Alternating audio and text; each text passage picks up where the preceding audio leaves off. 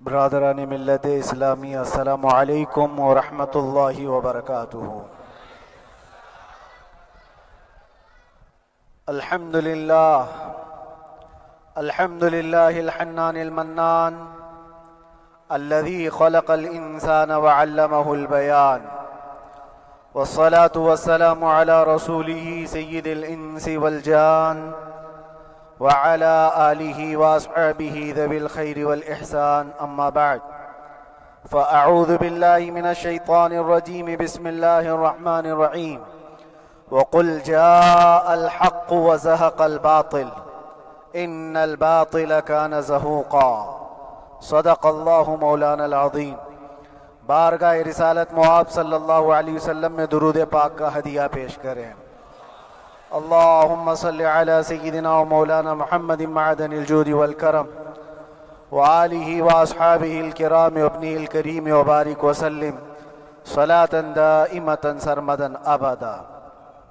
عزیزان گرامی وقار، میں یہ چاہتا ہوں جہاں پر آ کر ہم رکے تھے وہیں سے ہم پھر آگے بڑھتے ہیں۔ ہم رکے تھے کہاں آ کر؟ کچھ دیر کی خاموشی ہے، اس کے بعد ہم آگے بڑھتے ہیں، اس لیے کہ مجھے کوئی شعر اب یاد کرانے کی ضرورت نہیں اور نہ ہی کسی کے سامنے کچھ بولنے کی ضرورت ہے۔ حالات تو ایسے تھے کہ جو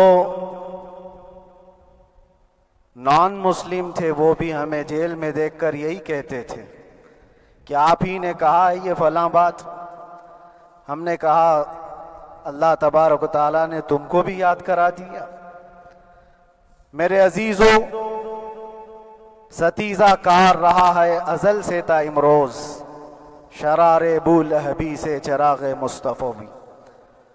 یہ آج کل کے معاملات نہیں، ابتدا سے حق اور باطل کے معرکے ہوتے رہے، لیکن ایک بات میں آپ سب کو بتانا چاہتا ہوں، مظفر کو مقید نہ سمجھ اے سیاد۔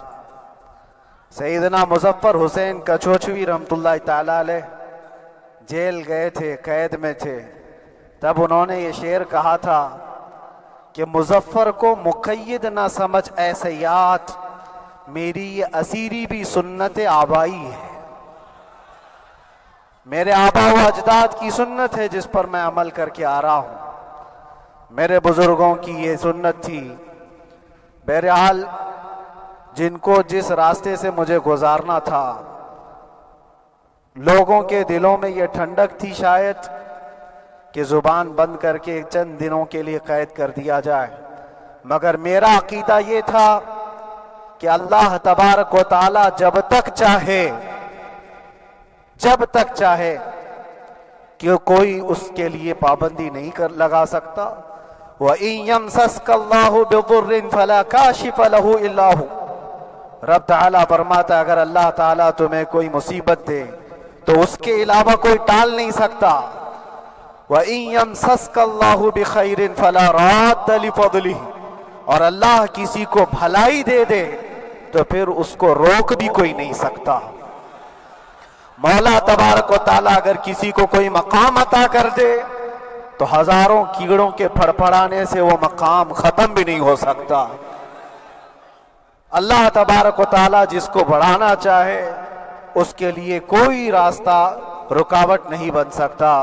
اس لیے کہ ہم نے تاریخ میں دیکھا ہے پیبند لگے کپڑے پہننے والے، پیروں میں چپل نہیں تھے، جن کے ناخن تک اکھڑ جاتے تھے، لیکن وہ جب چلتے تھے قیصر اور کسریٰ بھی کانپتے تھے، جن کا ہی یہ نعرہ تھا ٹل نہ سکتے تھے جنگ میں اگر اڑ جاتے تھے، پاؤں شیروں کے بھی میدان سے اکھڑ جاتے تھے، حق سے سرکش ہوا کوئی تو بگڑ جاتے تھے، ارے تیغ کیا چیز ہے ہم توپ سے بھی لڑ جاتے تھے۔ یہ وہ صحابہ کرام اور اسلاف کرام، ان کا یہ معمول تھا، بظاہر ان کے پاس کوئی اسباب نہیں تھے لیکن اللہ کی مدد تھی۔ وہ پانی کی طرح بہتے ہوئے چلے گئے، نہ چٹانوں نے ان کا راستہ روکا، نہ دریاؤں نے ان کا راستہ روکا، وہ جس طرف سے جاتے تھے اللہ تعالیٰ ان کے لیے راستے بناتا تھا۔ عزیزان گرامی وقار، کون ہے وہ جو دریائے دجلہ میں اپنے گھوڑے دوڑائے تھے؟ کون ہے وہ جو دریا میں اپنی کشتیاں ڈال کر جلا دیا تھا کہ واپس جانے کا کوئی تصور نہ ہو؟ یہ سب میرے مصطفیٰ کریم کے دیوانوں کی ہی بات تھی۔ اسی لیے آج بھی دنیا گھبراتی ہے تو شانے لوگوں سے نہیں، دیوانوں سے ہی گھبراتی ہے۔ بہت زیادہ چالاک رہنے والوں سے نہیں، دیوانوں سے دنیا گھبراتی ہے۔ اس لیے کہ دنیا کو پتا ہے، دنیا جانتی ہے کہ دیوانہ کہاں دیکھتا ہے کسی کو پتا نہیں۔ اور یہ اس دیوانے کی بات کر رہا ہوں جس کے لیے اللہ کے حبیب صلی اللہ تعالیٰ علیہ وسلم کی عزت و وقار سب سے اول ہے۔ عزیزان گرامی وقار، آج آپ کے سامنے حاضر آیا، یہ میرے استاد گرامی، مربی، استاذ الاساتذہ، برادر گرامی حضرت العلامہ مفتی زبیر احمد صاحب قبلہ ادام اللہ اقبالہ، جنہوں نے دن رات ایک کر دیے تھے۔ میرے خیال سے 8 مہینے میں جتنے ان کے بال سفید ہوئے اس سے زیادہ نہیں ہوئے ہوں گے۔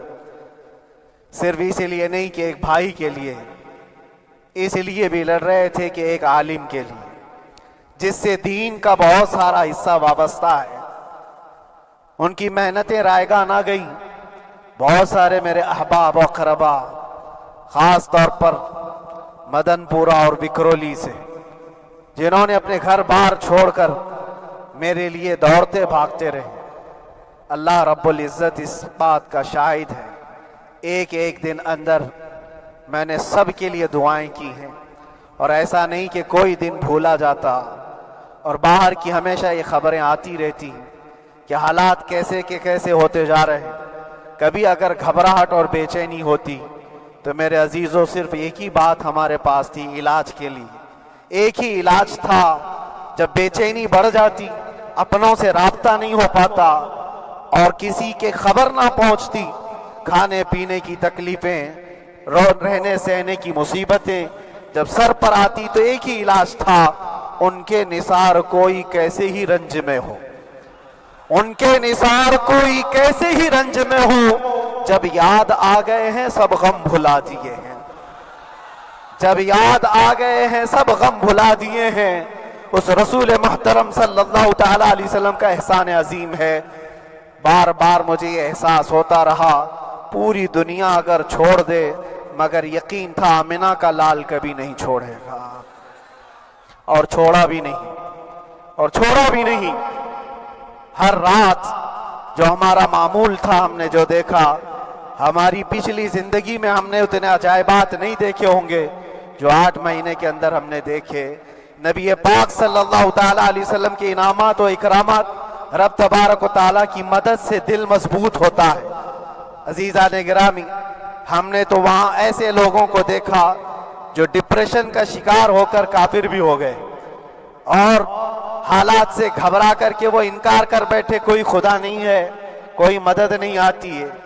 ایسے حالات وہاں دیکھے، لیکن ان حالات میں بھی اللہ تبارک و تعالیٰ کی مدد ساتھ رہی۔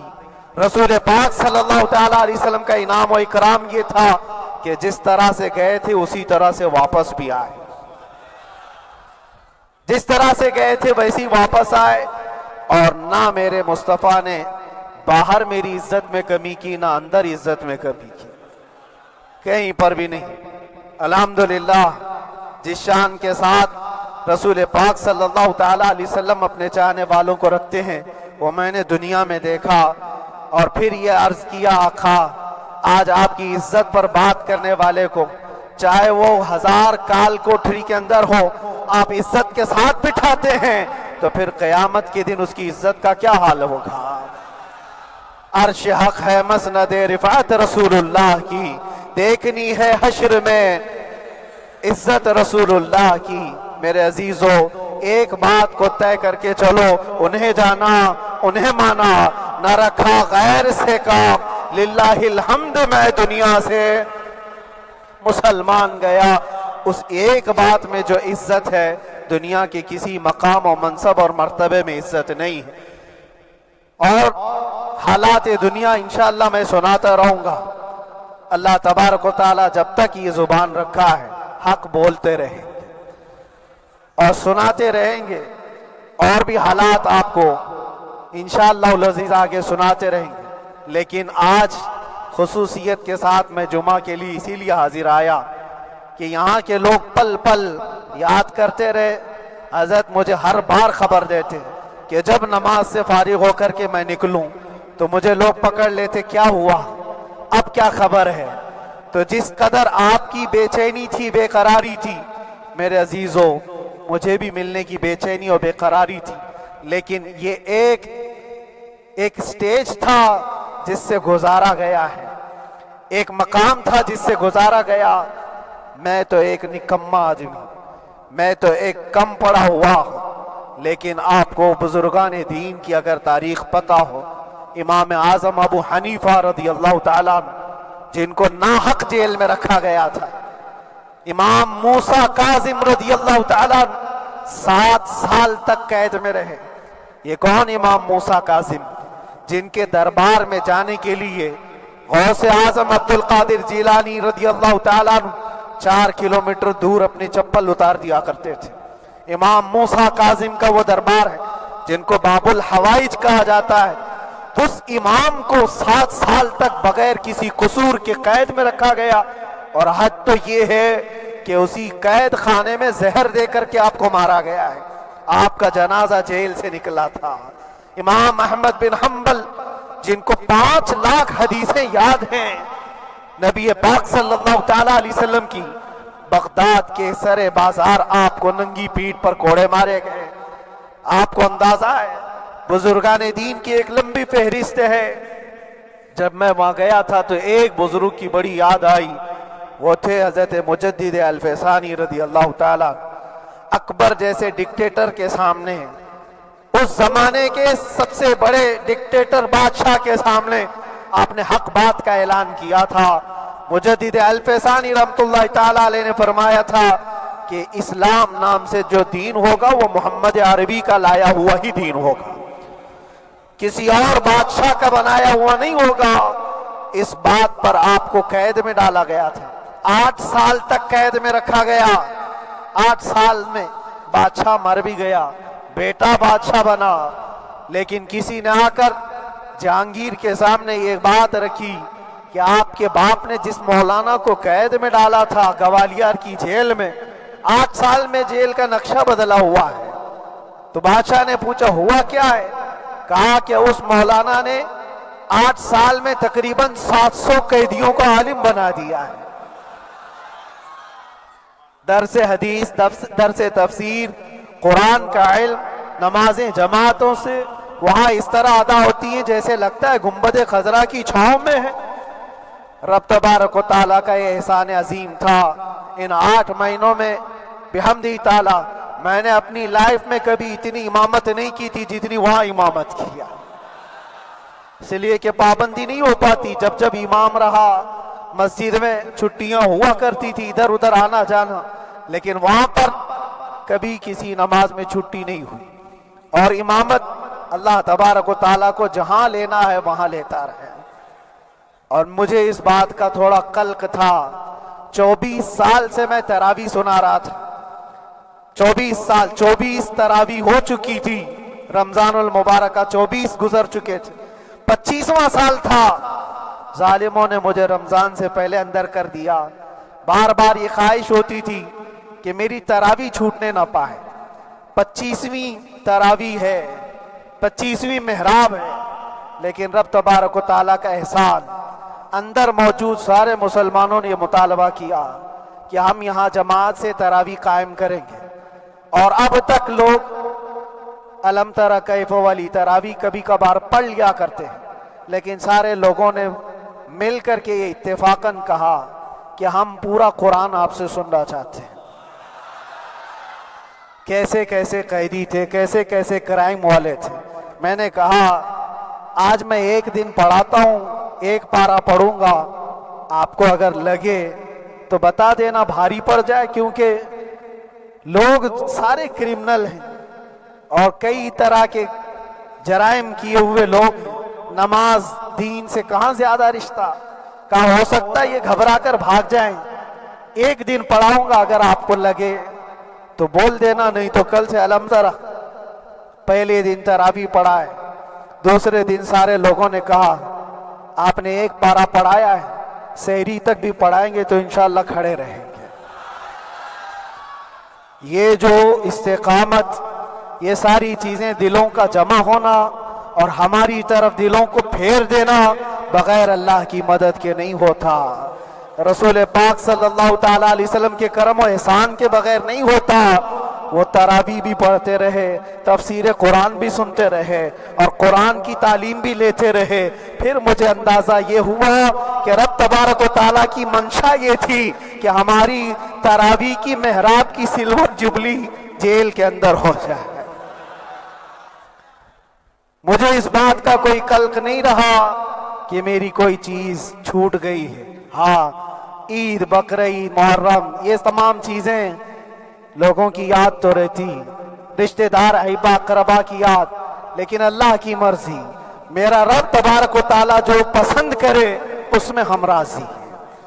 اگر مولا یہ چاہتا ہے کہ میں تنہا پڑھوں تو اس کی رضا میں ہم راضی ہیں، اگر وہ چاہتا ہے کہ مجمع ہزاروں میں ہم نماز ادا کریں تو اس کی مرضی پر ہم قائم ہیں۔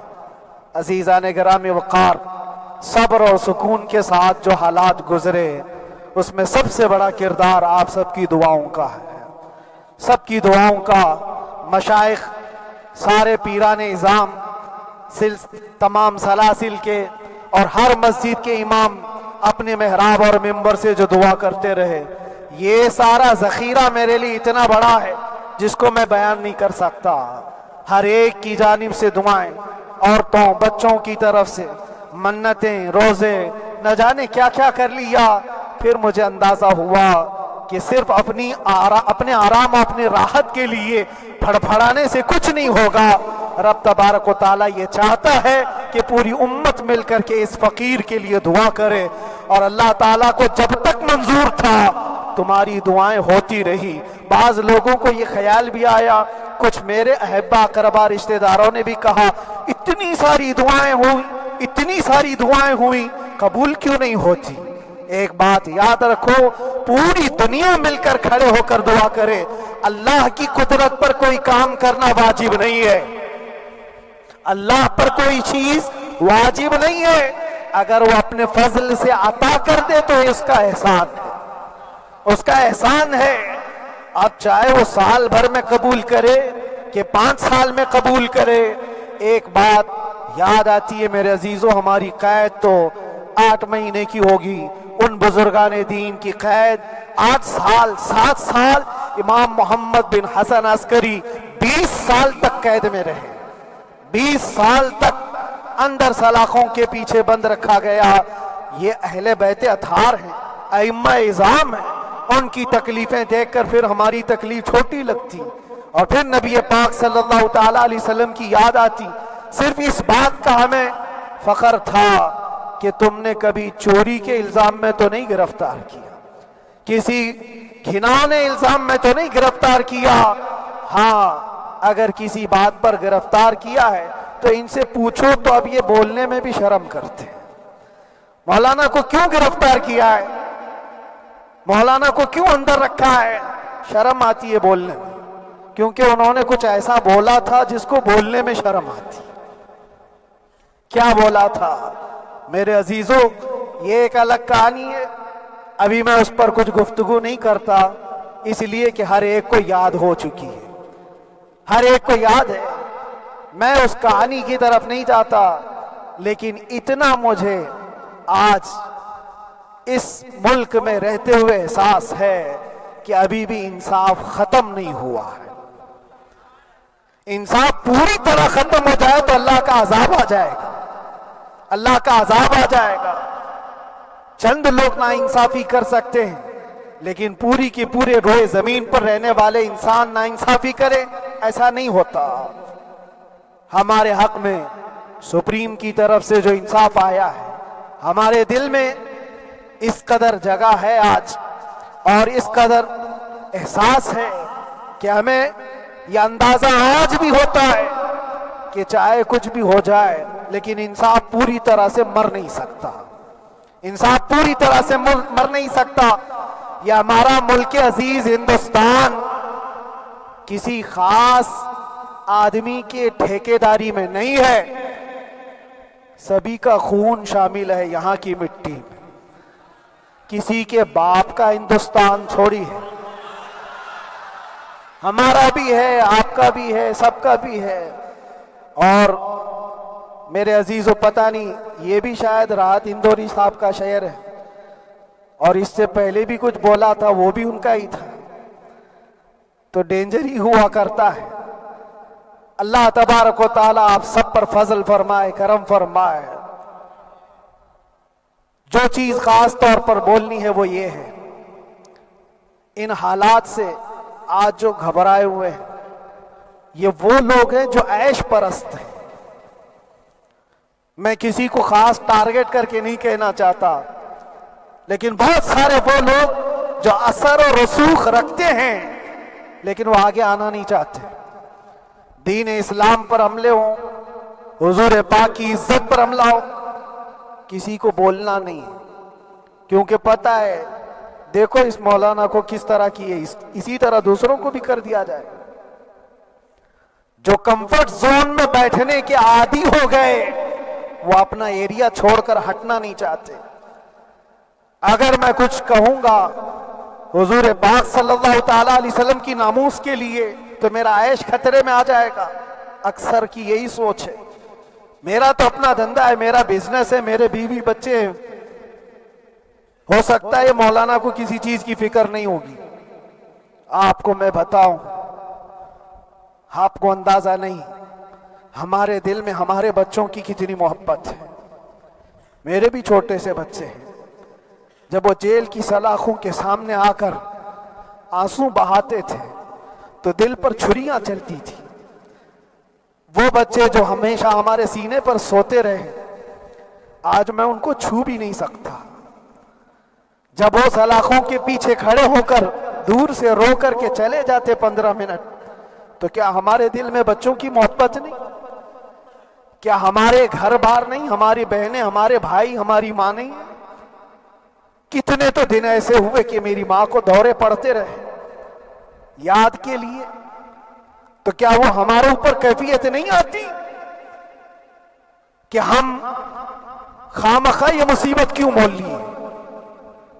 میری بیٹی تو جھگڑا کرتی اس بات کو کہ کیوں آپ اکیلے ہو، بہت سارے لوگ ہیں سب کا خیال کرتے ہوئے، لیکن میرے عزیزو یہ ان کی اپنی محبت ہے، سارا ایک پریوار اور اس سے زیادہ میرے شاگردوں کی ایک دنیا ہے۔ کتنے ایسے ہیں، میں جانتا ہوں کہ 8 مہینے تک نرم غذا نہیں کھائی میرے ان بچوں نے، میں جانتا ہوں ان کا صرف یہ خیال تھا کہ اندر پتہ نہیں جیل میں آپ کیا کھا رہے ہوں گے، ہم یہاں نرم غذا نہیں کھائیں گے، گوشت مچھلی نہیں کھائی، حالانکہ یہ کوئی چیز تمہارے اوپر واجب نہیں تھی۔ یہ حالات میں اس لیے بتا رہا ہوں میرے عزیز، کسی کے وہم و گمان میں اگر یہ ہے تو نکال دے کہ میرے آس پاس کچھ نہیں ہے، میں کسی کو چاہتا نہیں یا میرے ساتھ محبتیں نہیں ہیں۔ کثرت سے محبت کرنے والے لوگ ہیں میرے پاس، میرے ان بھائیوں کی اور میرے بہنوں کی، میرے گھر والوں کی محبت تو ایسی ہے کہ ان کے گھروں کے بچوں کے معاملات بھی بغیر مجھ سے پوچھے نہیں ہوتے۔ اگر 8 مہینے اندر رہا تو کسی کا رشتہ نہیں تو بات چیت بھی نہیں ہے، رشتہ نہیں ہوگا جب تک یہ نہ آئے، سارے کام ڈیپینڈ رہتے تھے۔ مجھے بھی ان تمام چیزوں کا احساس ہے، لیکن یہ سب چیزیں ایک طرف، میرے مصطفیٰ کی عزت اپنی طرف۔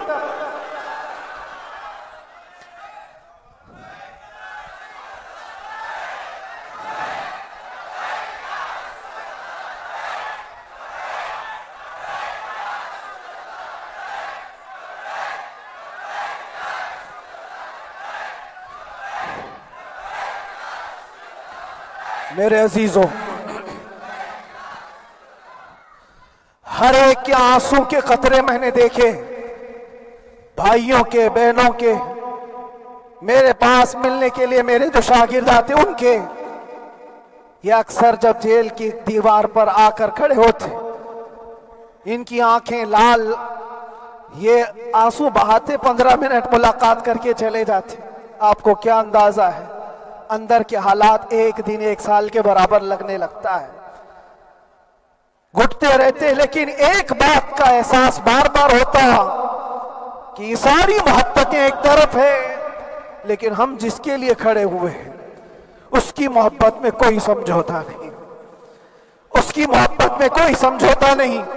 ایمان اسی کا نام ہے، لا یؤمن احدکم حتی اکون احب الیہ من والدہ وولدہ والناس اجمعین، تم میں سے اس وقت تک کوئی پورا مومن نہیں ہو سکتا جب تک کہ اپنی اولاد، اپنے مال دولت، اپنے ماں باپ، سب سے زیادہ اپنے رسول سے محبت نہ کرے۔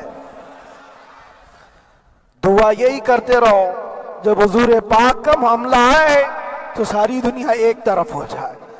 میں نے ایک واقعہ پڑھا تھا اندر ہی، حضرت خالد بن ولید رضی اللہ تعالیٰ ایک قلعے پر اچانک حملہ آور ہوئے تھے۔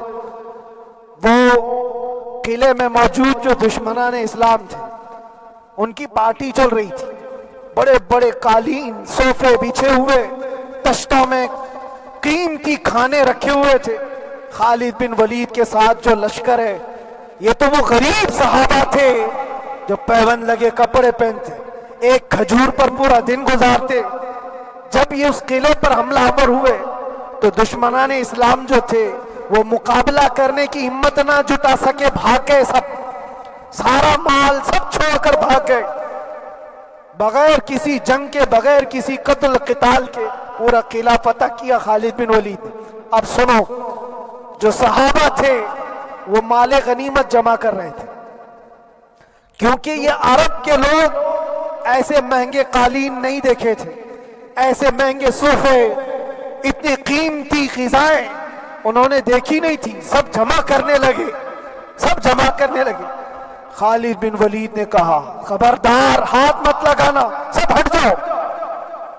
سب ہٹ گئے، چند صحابہ کو بلایا، یہ سب جمع کرو، اس کو آگ لگا دو۔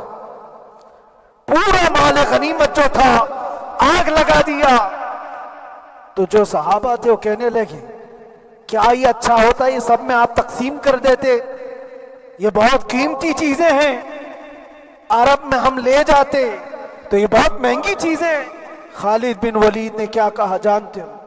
کہا اگر تم کو بھی ان تمام چیزوں کی عادت لگ جائے تو تم بھی ویسے ہی بھاگو گے جیسے یہ بھاگے۔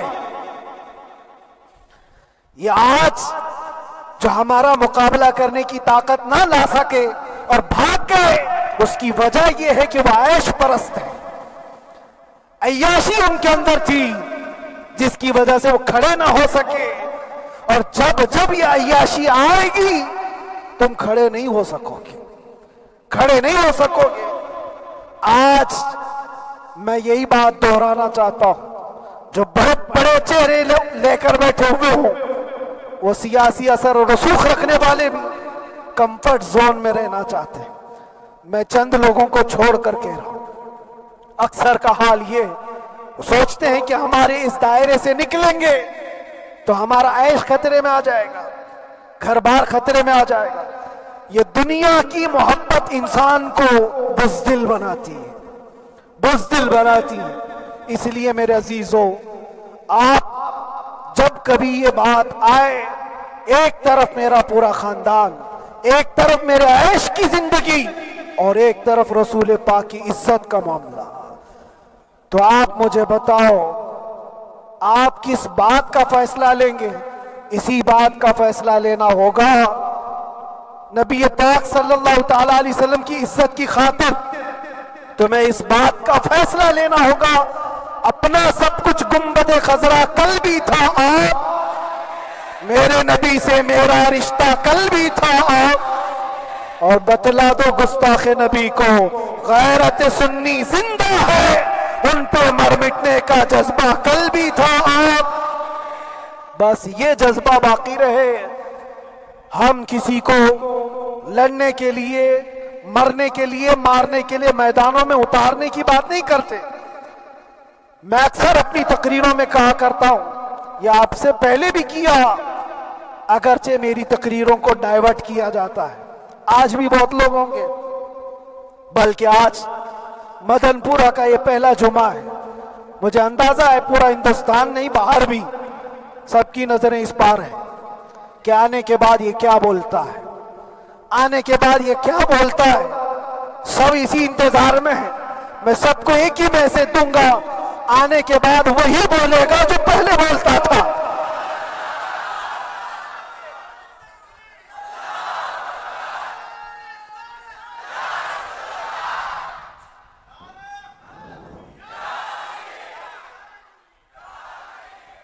اگر کچھ غلط ہوتا تو ہمارے اس ملک عزیز ہندوستان کی سب سے اعلیٰ عدالت یہ نہیں کہتی کہ ان کے اسپیچ میں کوئی ہیٹ مسئلہ نہیں ہے۔ وہ ہمیں اندازہ ہے میرے عزیزوں، ہاں جہاں غلطی ہوگی ہم بھرے اعلان کے ساتھ کہیں گے کہ ہم سے یہ غلطی ہو گئی، ہم سے یہ خطا ہو گئی، زبان پھسل گئی۔ لیکن جو چیز نہیں ہے تو اگر تم زبردستی اس کو کہو گے تو یہ ہم نہیں مانتے۔ ہاں بس اتنی دعا میرے حق میں کریں کہ جتنی بھی زندگی باقی ہے اللہ تبارک و تعالی حضور پاک کی محبت اور ان کی عظمت کی حفاظت کے لیے جیتے مرنے کی توفیق عطا فرمائے۔ ہمارا کام صرف اتنا رہ گیا، جو میسج دینا تھا وہ ہم نے دے دیا۔ اب جو حالات آ رہے ہیں میرے عزیزوں، آپ سب کے لیے بھی میں یہ گزارش کروں گا، دین کی طرف آ جاؤ، سچائی کی طرف آ جاؤ، ورنہ گاجر مولی کی طرح کٹ جاؤ گے، ختم ہو جاؤ گے۔ دین کی طرف آؤ، سچائی کی طرف آؤ۔ اور اسلام نے کہیں پر بھی تمہیں کسی طرح کے آتنک اور دہشت کی تعلیم نہیں دی ہے، کہیں پر کسی ٹیررسٹ کی کوئی بھی تعلقات کی کہیں مجھے کوئی بات بتا دو۔ اگر کوئی مسلمان اس طرح کی حرکتیں کر جاتا ہے جس کو یہ لوگ بدنام کرتے ہیں تو ہم سمجھتے ہیں اس کا اسلام سے تعلق نہیں ہوگا۔ اسلام سے تعلق ہوتا تو اس کے اندر صدیق اکبر اور فاروق اعظم کی ادائیں ہوتی۔ آج آپ کو وہ معاشرہ زندہ کرنے کی ضرورت ہے۔ میں نوجوانوں سے کہوں گا، بہت دن گزار لیے ٹک ٹاک پر مجرے اور تمہارے اس انٹرنیٹ کی دنیا پر جس طرح تم نے آوارگی کر لی ہے، اب وقت کم بچا ہے۔ آ جاؤ میرے نبی پاک کی گنبد کی چھاؤں میں، عزت وہیں پر ہے، انہی کے قدموں میں عزت ہے، اور یہاں پر بھی ہے اور آخرت میں بھی ہے، آخرت میں بھی ہے۔ بس اس عزت کے لیے آپ سب سے میں گزارش یہ کروں گا، سچائی کی طرف واپس آ جاؤ، سچائی کی طرف واپس آ جاؤ۔ جو تمہاری نمازیں باقی ہیں اس کو پوری کر لو، اس سے پہلے کہ دنیا تم پر نماز پڑھ دے، اس سے پہلے کہ تمہارے جنازے کی نماز پڑھی جائے، اپنی نمازیں کمپلیٹ کر لو۔ اور علماء ذوی الاحترام کا ادب و احترام اپنے اندر رکھو۔ صرف اس بات کے لیے آپ کو میں احساس دلانا چاہتا ہوں کہ مجھے جس راستے سے گزارا گیا، جتنے دن قید و بند کی صحبتیں گزاری گئی، یہ صرف یہ میسج دینا تھا کہ پھر اس مولانا کا یہ ہو سکتا ہے تو چھوٹے چھوٹوں کی کیا کر دیں گے۔ ایسا اگرچہ آ جائے موقع تب بھی گھبرانے کی ضرورت تھی۔ آپ کو پتہ ہے اس ملک عزیز ہندوستان کی آزادی میں 30,000 علماء کو پھانسیوں پر لٹکایا گیا۔ انگریزوں نے 30,000 علماء کو کشمیر سے لے کر دلی تک ہر درخت پر ایک عالم کی لاش لٹکتی تھی۔ انہوں نے قربانیاں دی ہیں، قربانیاں بزرگان دین کے علماء ذوی الاحترام کی ہوئی ہیں۔ یہ اور بات ہے کہ اس جنریشن نے آج ہم کو دیکھا تو ان کو بہت بڑا لگتا ہے، یہ کوئی بہت بڑی بات نہیں تھی، بہت بڑی بات نہیں تھی۔ اس پروسیس سے بہت سارے علماء کو گزارا گیا ہے، سرکار مجاہد ملت رحمت اللہ تعالی علیہ ایمرجنسی کے زمانے میں 18 مہینے تک قید میں گزارے. 18 مہینے تک ایمرجنسی، وہ بھی ڈکٹیٹر کا زمانہ تھا. اس زمانے میں بھی آپ اندر رہے، لیکن باہر آنے کے بعد نہ آپ کے مشن میں کوئی کمی آئی، نہ آپ کی زبان میں کوئی لکنت آئی. اللہ والے جو ہیں وہ اللہ کی رضا کی طرف اور رسول پاک کی رضا کی طرف ہوتے ہیں. ہم سب بھی اس مشن کو آج یہاں سے زندہ کرتے ہیں.